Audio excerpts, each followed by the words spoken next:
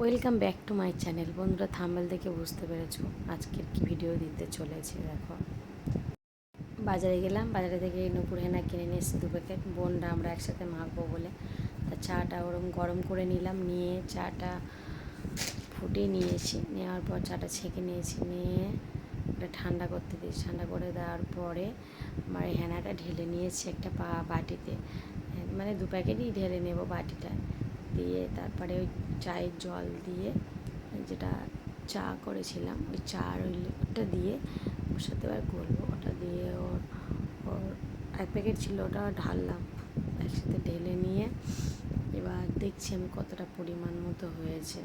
তারপর আস্তে আস্তে জল দেব, মানে চায়ের যে ওটা দেবো। দেখছি হচ্ছে কি, তা জলটা পরিমাণ একটু কম হয়ে গেছিলো, বাট কিন্তু আমি আবার একটু চাটা ফুটিয়ে নিয়ে তারপর এটা গুলে নিলাম, সব একসাথে করে নিয়েছি। তাহলে রাত্রে একদিন, মানে রাত্রে রেখে দিতে হবে ঢাকা দিয়ে।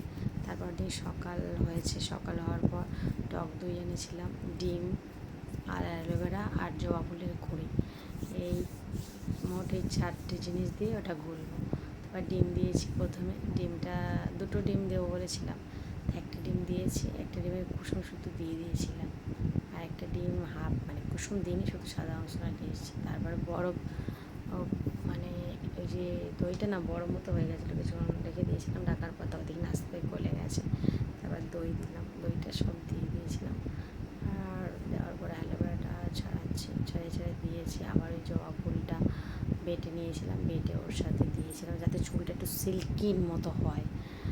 আর গোলার পর তা বোনদের বলছি, হাই তোদেরকে মাখিয়ে দিই আমি। তা ওরা বলে ঠিক আছে দাঁড়া, তুই ভালো করে ওটা মিক্সড কর। আমার বোন বলছে মিক্সড কর, তারপরে হচ্ছে আমরা যাচ্ছি ওটা মাখবো সবাই মিলে। ঠিক আছে, তারপরে দেখো এই 2টো প্যাকেট দিয়েছিলাম, দেওয়ার পর মানে 3জনে আমরা মেখেছি। দেখো, আমি মাখবো বলে চুলটা ছাড়িয়েছি, ওরাও চুল ছাড়াচ্ছে মাখবে বলে। তারপর আমার চুলটা ছাড়িয়ে নেওয়ার পর আমার বোন এসেছে, বোন এসে বলে আগে আমার দে। আমি ঠিক আছে, তোর বড়ো চুল আগে তোর দিই, তুই যেহেতু স্নান করবি। ওর মাথায় আবার মাখিয়ে দিলাম আমি। ও কিছুক্ষণ হয়ে যাওয়ার পর তা ও মেখে নিলাম। এবার আমারটা আমি নিজেই মেখেছি, ওদের কাউকে বলি কে। এই রেখেছিলাম 10 মিনিট 20 মিনিট মতো, চুলটা শুকিয়ে যাওয়ার পর স্নান করেছি। স্নান করে আবার চুলটা শুকানোর পর দেখছি চুলটা কত সিল্কিন হয়েছে, সত্যি খুব সুন্দর। বন্ধু, যাদের চুলের স্কিনের প্রবলেম তারা পারলে হেনা করো।